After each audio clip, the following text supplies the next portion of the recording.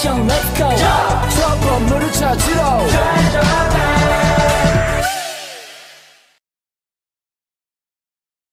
Kalian tahu nggak sih apa itu CRM? CRM yaitu Customer Relationship Management, yang dimana ini adalah salah satu strategi bisnis untuk meningkatkan hubungan antara perusahaan dengan pelanggan dan juga meningkatkan hubungan dengan calon pelanggan. Ini dengan menawarkan semenarik mungkin agar produk atau jasa yang ditawarkan dapat menarik pelanggan. Dan perusahaan yang cerdas ini mendorong partisipasi aktif pelanggan untuk mengembangkan produk, layanan, dan solusi. Selanjutnya yaitu tujuan dari Customer Relationship Management. Nah, kalian tuh pada tahu nggak sih Customer Relationship Management itu bertujuan untuk apa aja? Nggak tahu. Oke, sini aku jelasin. Jadi, CRM ini memiliki 5 tujuan. Yang pertama yaitu ada build great customer loyalty. Nah, tujuan CRM yang pertama ini yaitu untuk membangun kesetiaan pelanggan yang lebih besar sehingga meningkatkan profitabilitas yang lebih besar juga dari para pelanggan. Lalu yang kedua yaitu ada customer retention. Nah, customer retention ini maksudnya untuk mempertahankan pelanggan yang sudah ada, karena kemungkinan penjualan bisa sukses pada pelanggan yang sudah ada yaitu sekitar 60-70%, sedangkan pada pelanggan baru yaitu hanya sekitar 5-20%. Selain itu, biaya untuk mendapatkan pelanggan baru itu adalah 5 kali dari biaya untuk mempertahankan pelanggan yang sudah ada. Oleh karena itu, sangat penting bagi perusahaan untuk mempertahankan pelanggan yang sudah ada. Lalu yang ketiga ada customer acquisition. Nah, ini maksudnya mencari dan mendapatkan pelanggan baru yang kemungkinan besar akan bisa menguntungkan bagi perusahaan. Lalu yang keempat ada reduce customer churn. Nah, ini maksudnya CRM juga bertujuan untuk menekan kehilangan pelanggan. Lalu yang terakhir ada reduce inefficiencies. Nah, CRM juga bertujuan untuk mengurangi inefisiensi terutama pada iklan yang memboroskan. Nah, di reduce inefficiencies ini maksudnya perusahaan tidak harus selalu menggunakan iklan dalam memasarkan produknya, namun bisa juga menggunakan upselling atau cross-selling. Nah, upselling atau cross-selling ini merupakan teknik strategi penjualan dan pemasaran yang dapat meningkatkan pendapatan atau omset. Kalau upselling yaitu menjual produk yang sejenis namun lebih menguntungkan, karena upselling berfokus pada produk yang marginnya lebih tinggi. Nah, jadi guys, SM Solo ini punya produk namanya SM Manis. Nah, harga normalnya itu yaitu 4.000. Namun SM Solo menjual dengan ukuran lain yaitu ukuran jumbo dengan harga 6.000 yang lebih menguntungkan para pelanggan.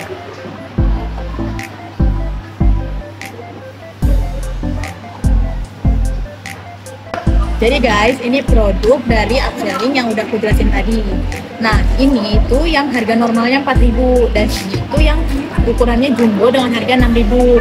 Nah, ini lebih menguntungkan para pelanggan karena harganya lebih murah dari yang ini, namun produknya marginnya lebih tinggi. Jadi, ini contoh dari upselling guys.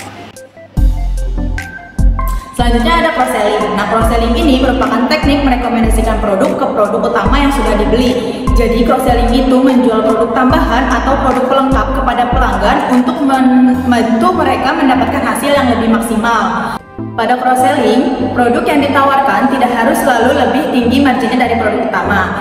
Namun, yang penting bisa meningkatkan nilai pesanan rata-rata.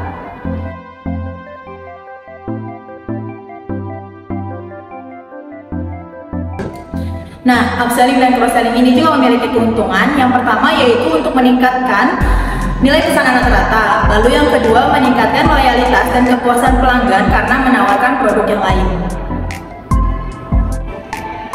Selanjutnya kita bahas jenis-jenis CRM. Nah, jenis-jenis CRM itu ada 3. Yang pertama ada operasional CRM, yang kedua ada analytical CRM, dan yang terakhir ada kolaboratif CRM. Aku jelasin operasional CRM ya.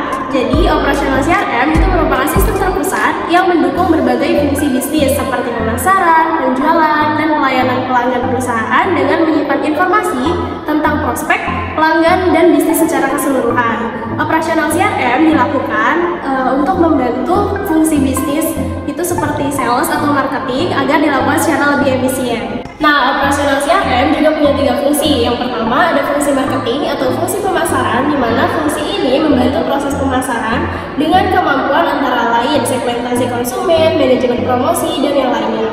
Yang kedua itu fungsi sales atau fungsi penjualan, di mana fungsi ini mengelola untuk membantu proses penjualan seperti identifikasi kebutuhan, pengembangan spesifikasi, pembuatan proposal, dan yang lainnya.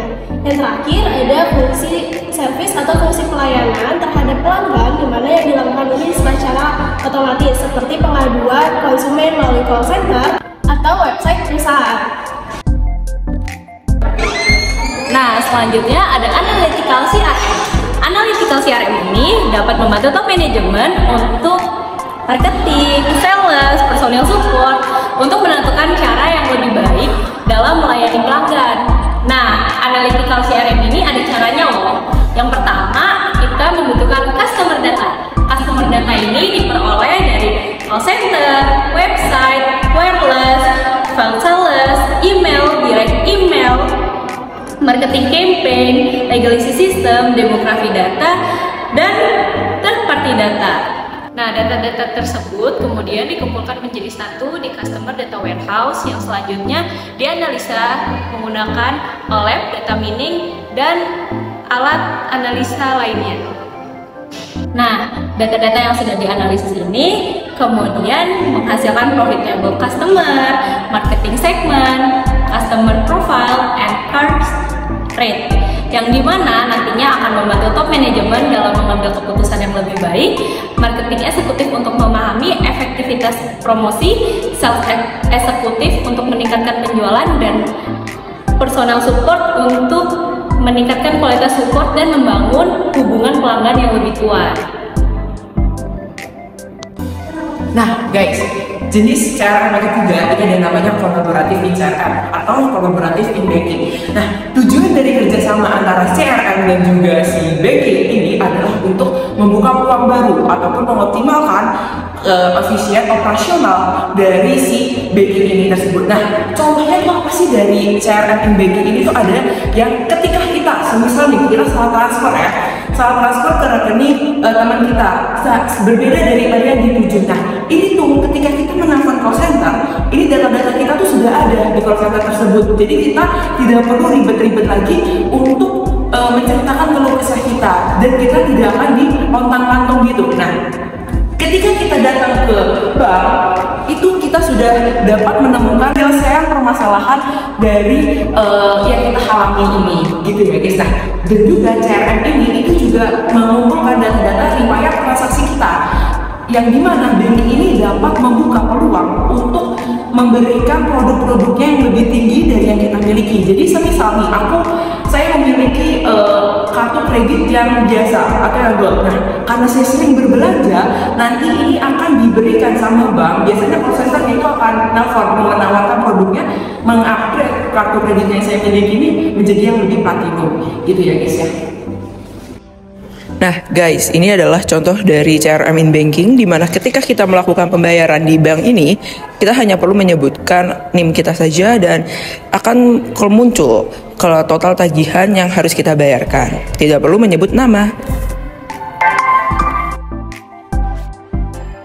Nah, materi selanjutnya yaitu CRM gagal. Pada survei CRM gagal, tidak ada jaminan CRM bisa memberikan manfaat bisnis. Sebaliknya, malah terbukti sulit dipahami di banyak perusahaan. Oleh kelompok riset industri mencakup laporan bahwa lebih dari 50% proyek CRM tidak memberikan hasil yang dijanjikan.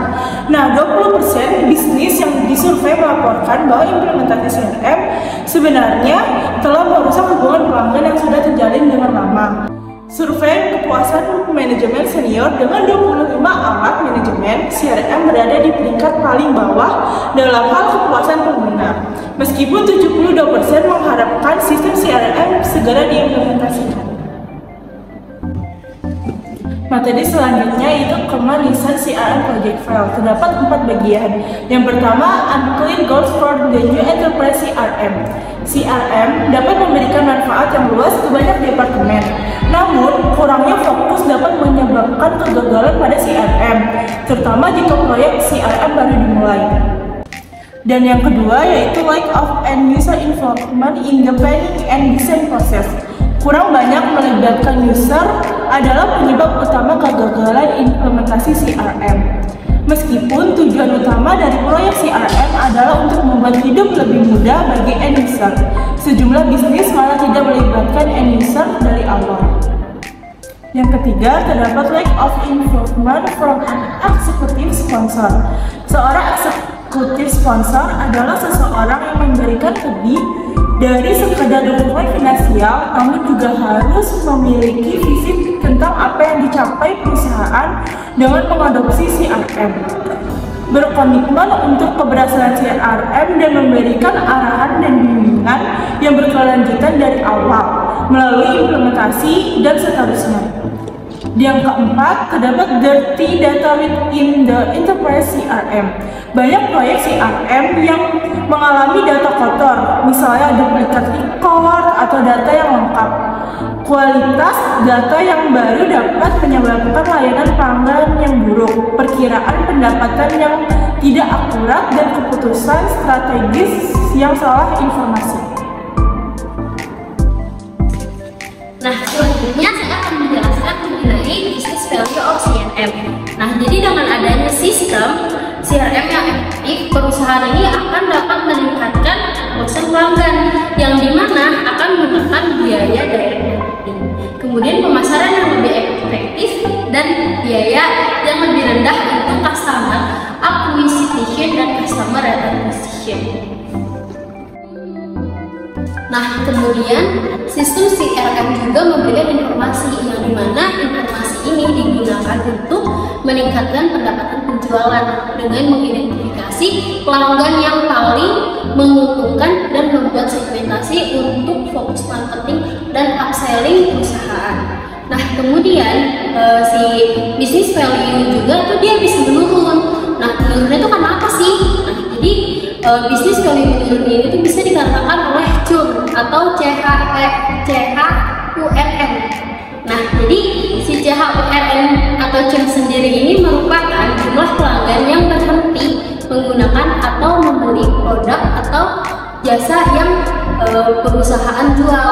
Nah, gimana sih cara biar si churn ini atau si value bisnis ini tuh meningkat lagi? Itu caranya yaitu dengan meningkatkan kepuasan pelanggan. Gimana? Nah, dengan mendengarkan di komentar-komentar atau masukan-masukan dari pelanggan, kayak misalnya dia butuhnya A, ya kita bisa mengusahakan kebutuhan pelanggan tersebut gitu, terus melakukan inovasi terhadap produk atau jasanya gitu, dan disesuaikan apa yang dibutuhkan pelanggan di masa kini.